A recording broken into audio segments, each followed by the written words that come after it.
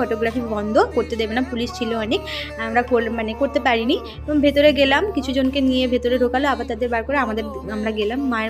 মাকে মন ভরে দেখেছি অনেকক্ষণ ধরে, আর দুটো ছবিও কালেক্ট করলাম তোমাদেরকে শেয়ার করবো বলে। এটাই অরিজিনাল এখন যে মায়ের মূর্তি স্থাপন করা আছে কষ্টি পাথরে, সেই ঠাকুরের মূর্তি এটাই।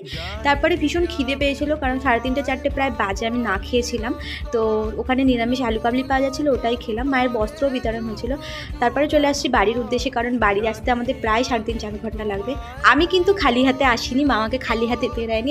আমি পুজো দিতে পারিনি বা ভোগ পাইনি বলে যে খালি হাতে ফিরেছি তা নয়, আশীর্বাদ স্বরূপ আমি কিছু একটা পেয়েছি, সেটা আমার কাছেই থাক, আমি আর সেটা শেয়ার করলাম না।